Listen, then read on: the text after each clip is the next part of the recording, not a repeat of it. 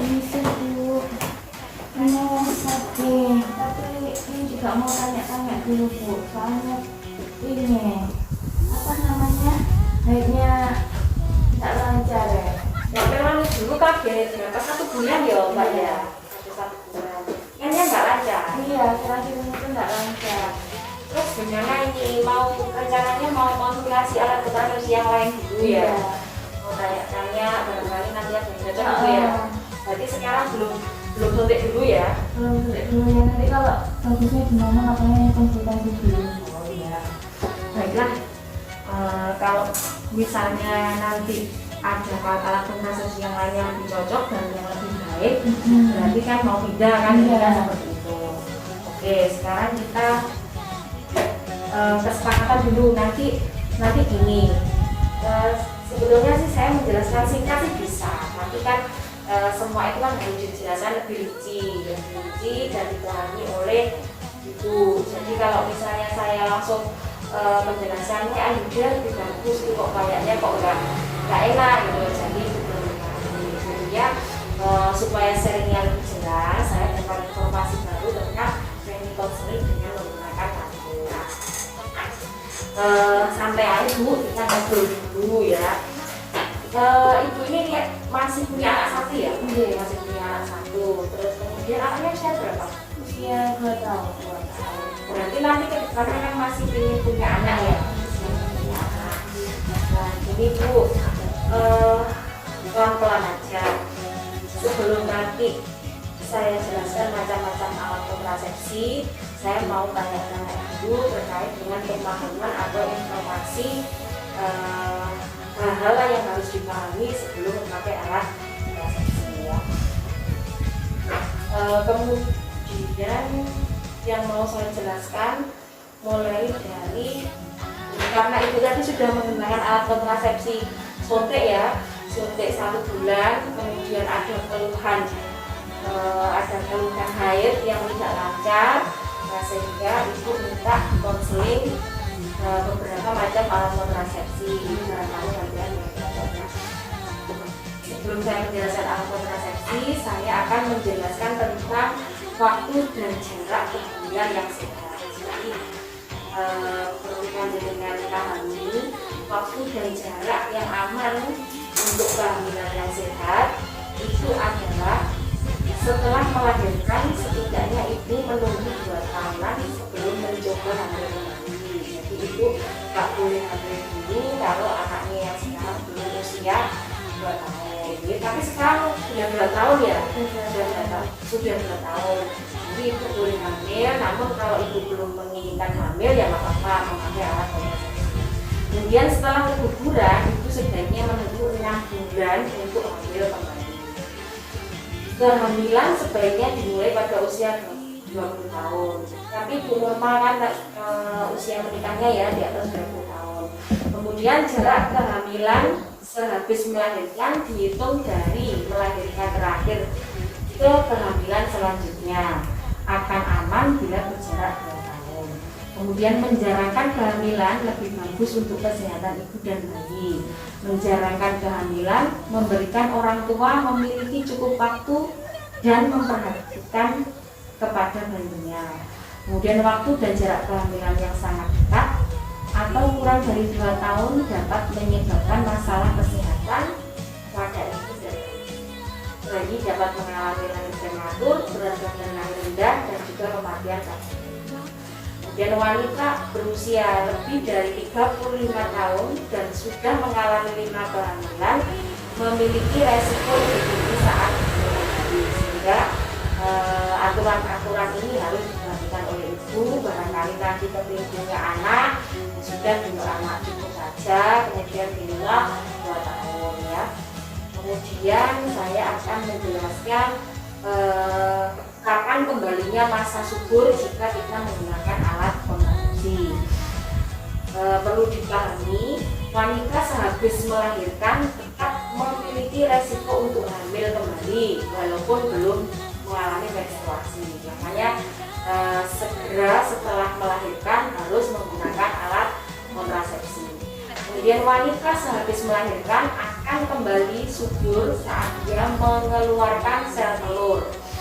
Bila tidak menyusui dengan ASI eksklusif, ovulasi mungkin terjadi antara 4-6 minggu setelah melahirkan. Jadi wong Jawa bilang setelah 40 dino atau 40 hari pasca melahirkan, kalau ibu tidak menyusui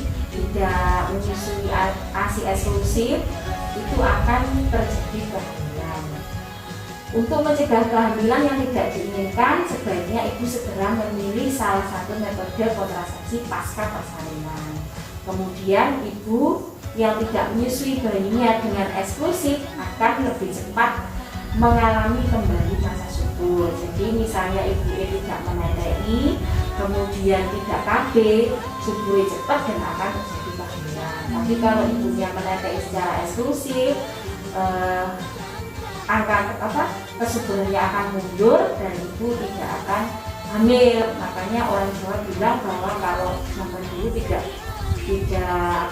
tidak memakai alat kontrasepsi, tapi jarak anaknya kan 2 tahunan karena dia menyusui ASI eksklusif. Juga sama ini sekarang kan pakai subkon sehingga tidak eksklusif dan kemudian baru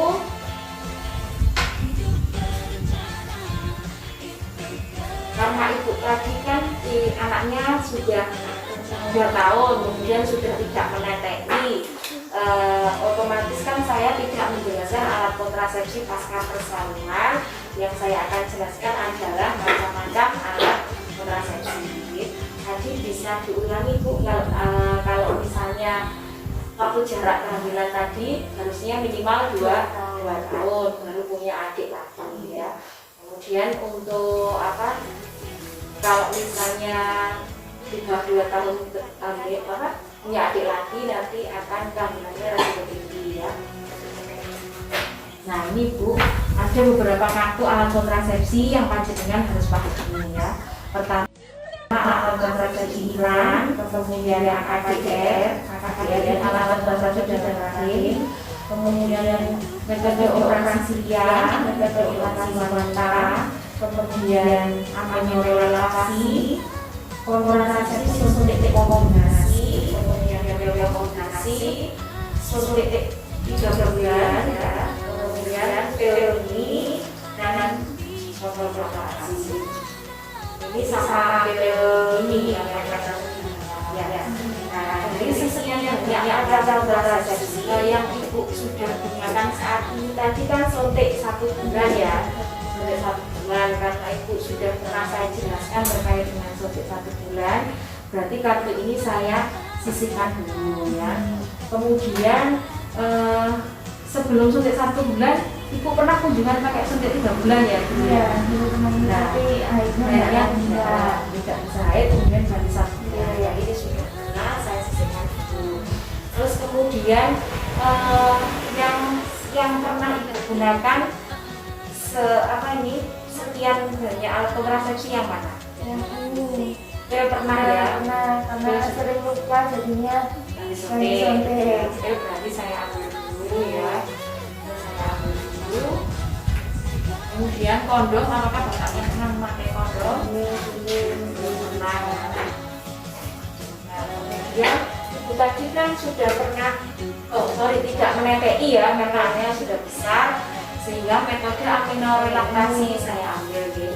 Karena metode aminorelaktasi ini Bu, kalau panjenengan belum paham nanti bisa menginformasikan ke saudara atau siapa. Metode aminorelaktasi itu adalah KB alami. Jadi misalnya ibu menete'i eksklusif sampai 6 bulan dan ditandai dengan ibunya nggak menstruasi, menete'i terus nggak menstruasi, itu dianggap ibu sudah memakai alat kontrasepsi, namanya KB alami. Jadi ibu tidak akan hamil.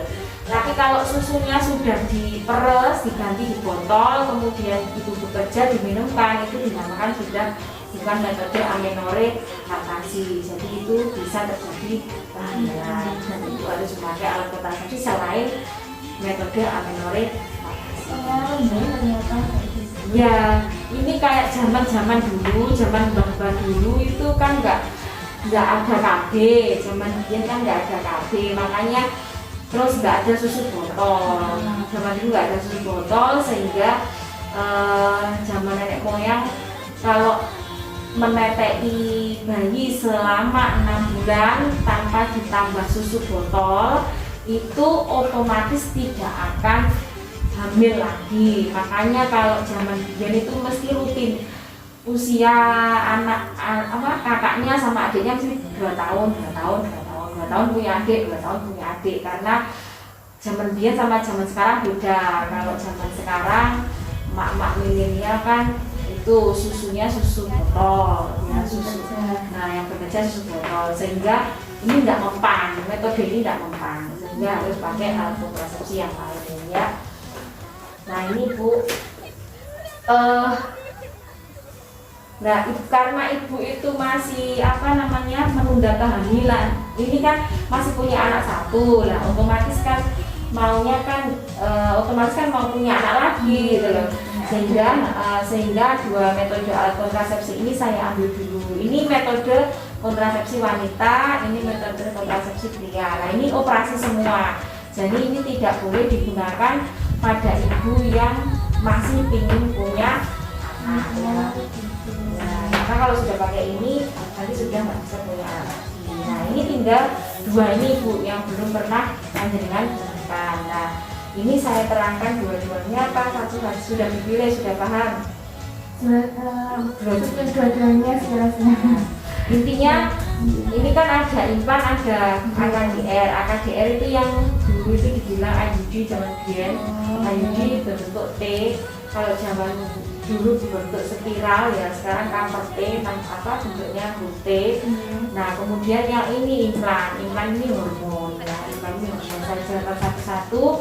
Kalau bahasa Inggris namanya IUD, intrauterine device. Jadi kalau bahasa Indonesianya AKDR, alat kontrasepsi dalam rahim. Nah ini efektivitasnya adalah 99%, jadi sangat efektif. Pada tahun pertama intinya 99% itu artinya adalah pemakaian tahun pertama kurang dari 1 kehamilan terjadi pada 100 wanita. Jadi pada 100 wanita itu kegagalannya kayak 1 kalau menggunakan alat kontrasepsi IUD. Nah kemudian AKDR ini merupakan alat kecil, fleksibel, terbuat dari plastik dan dari tembaga. Jadi ini yang gambarnya, yang ini plastik, kemudian ada lilitan tembaga, ini tembaga. Kemudian efektivitasnya ini bisa melindungi dari kehamilan selama 10 tahun. Jadi ibunya nggak perlu bolak-balik disuntik selama 10 tahun, sudah cukup dengan menggunakan IUD atau AKDR. Nah kemudian metode ini aman dan efektif untuk hampir semua perempuan karena tidak mengandung hormon, karena digunakan oleh ibu yang menyusui. Jadi ibu menyusui pun sudah boleh menggunakan alat kontrasepsi IUD karena ini bukan hormon. Kemudian dapat digunakan segera setelah melahirkan atau sebelum bulan. Kemudian efek sampingnya adalah kadang haidnya lama, apalagi ibu dari KB suntik, kemudian tidak IUD itu biasanya haidnya duluannya. Kemudian sedikit kram atau nyeri pada saat haid, jadi nyeri haid pada saat pemasangan pertama toh efek sampingnya. Tapi nggak semua individu mengalami hal yang sama, tapi biasanya terjadi seperti itu. Tapi bukan berarti di panjenengan nanti juga mengalami hal yang sama. Terus tadi kan nggak mungkin kalau ibu 10 tahun lagi punya anak, kan nggak mungkin, pastinya 5 tahun lagi kan kepingin punya anak. Nah IUD ini bisa dilepas. Jadi misalnya ini kan efektivitasnya kali 10 tahun. Barangkali nanti panjenengan pengen merencanakan punya anak kembali selama 5 tahun, IUD-nya dilepas. Nah kemudian kalau implan ini adalah hormon. Jadi ini disusuk, isinya 2 batang, disusuk di lengannya ibu, di lengan kiri ibu. Atau kalau kita tidak kidal itu di kiri. Tapi kalau kidal yang sering melakukan aktivitas tangan kaki kiri berarti dipasang di tangan kanan ya. Kalau yang normal sih di tangan kiri. Kemudian implan ini adalah alat kalau orang masyarakat bilangnya bukan implan tapi susuk KB ya, susuk KB. Tipenya ada dua, ada yang satu batang, ada yang dua batang. Jadi ada yang mek satu yang dimasukkan, ada dua yang dimasukkan. Kemudian efektivitasnya sama seperti ini, alat pengganti di dalam rahim. Dari 100 wanita yang terjadi hanya satu kehamilan, kegagalannya hanya satu. Nah, kemudian implan ini adalah kapsul batang yang kecil dipasang di bawah kulit, jadi nanti ibu bisa meraba sendiri di kulitnya. Oh, itu ono implannya jumlahnya 2 itu ada. Kemudian melindungi jangka panjang terhadap kehamilan selama 3-4 tahun. Jadi ya, implan itu cuma jangka waktunya 3-4 tahun, 4 tahun juga harus dilepas. Kemudian aman untuk ibu menyusui, dapat digunakan setelah melahirkan juga. Efek sampingnya dapat menyebabkan perubahan haid karena ini hormon, jadi sama efek sampingnya seperti suntik, jadi tetap ada gangguan haid. Kemudian ada seperti nyeri kepala atau nyeri perut atau bahkan nyeri payudara. Namun itu tidak selalu pada tiap-tiap individu, tidak mesti sama ya. Jadi intinya ini hampir sama seperti KB suntik, cuma lebih efektif ini daripada suntik. Jadi intinya kalau panjenengan nanti yang bukan hormon dari ini, yang hormon dari ini, tapi ini lebih baik daripada suntik. Kira-kira ada yang perlu ditanyakan? Mau lepasnya terus kayaknya bikin Oh ya, kalau yang ini nanti pemasangannya kan dengan cara dibius, dengan cara dibius, kemudian setelah dibius disuapin terus dimasukkan alatnya, ada alatnya untuk memasukkan kapsulnya ini di bawah kulit. tapi nggak bekas deh kalau Bekas sedikit tapi nggak kelihatan kan di bawah, di lengan bagian bawah, jadi nggak mengganggu. Kalau yang nggak berhijab nggak mengganggu apa ya, ingin pakai hijab itu nggak kelihatan karena terlindungi atau di bagian dalam lengan, jadi nggak apa. Terus kalau ini nggak perlu dibius, kalau ini perlu dibius karena kan nggak ada apa ya, nggak ada gambarnya, jadi kan harus dibuka. Kalau yang di sini ini kan langsung di rahimnya ibu, jadi wes ada tempatnya, tinggal apa memasuk. berarti waktu itu nggih apa pas melahirkan gitu juga bisa langsung dipasang Bisa langsung. Nah ini yang ini langsung di rahim ibu. Ini masuk di rahimnya ibu, ini yang akan di air.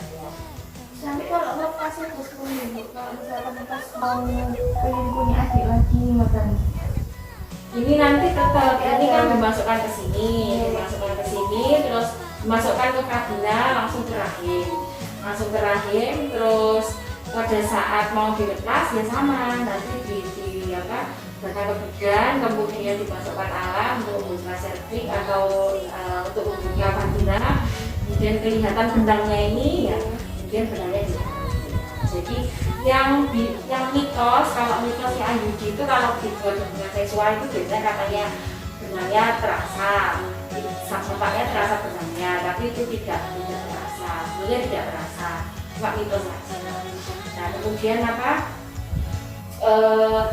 IUD ini dipasangnya kapan lebih mudahnya? Dipasang pada saat haid hari kelima. Jadi pas rahim ini dalam keadaan pas haid kan rahimnya kan agak ombo, agak apa?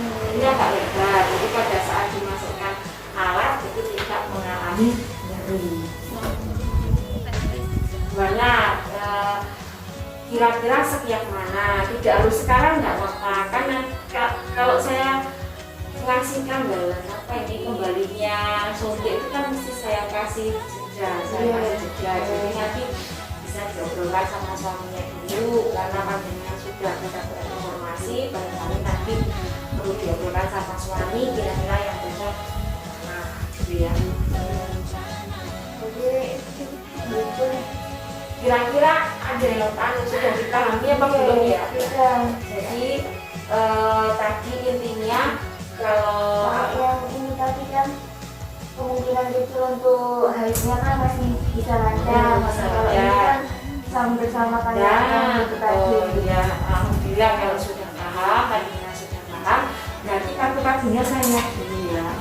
Berarti ini kan tidak saya isi dulu, panjenengan tidak sampai dulu. Jadi nanti musyawarah dulu sama suami kira-kira apa yang mau dipilih ya di antara iklan atau andil. Nah, terus untuk sang di rumah karena tadi panjenengan sudah saya jelaskan, tapi biar lebih pas nanti bisa ngobrol sama suami. Saya bawain brosur tentang ini ya, apa namanya? Ini ya, tapi karena tadi yang setnya kan ini RB Adujit atau AKDR, tapi nggak apa-apa, nanti tak bawain juga yang satu hitam, yang satu AKDR, nanti bisa ini katanya tak kembalikan dulu, nanti bisa itu apa musyawarah sama suami kira-kira yang tetap yang ini.